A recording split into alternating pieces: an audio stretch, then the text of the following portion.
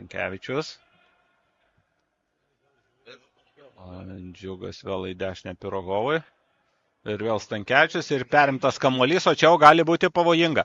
2, tiesa dabar jau 2 prieš 4, 3 prieš 4 kamuolius pagavo Giedrius Zenkevičius, na, ten buvo tiesa iš toli smūgis, kuomet jis permetė kamuolį per skirtinį, bet vartininkas daugiau, tai jeigu skaičiuoti tik statistiką smūgiai vartų plotą, tai Sūduva antrajame kėlinyje jų atliko daugiau, bet tie smūgiai buvo gal vienas kitas yra likęs ir fizinių jėgų taupyti nereikia.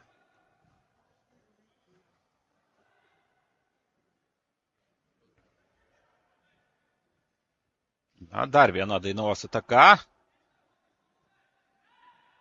Griauna Dariušas Stankevičius varžovą ir standartinė situacija.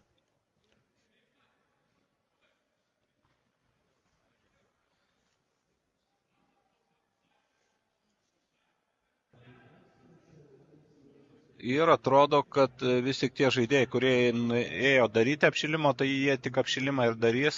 Kalbu apie Solodovnikovą bei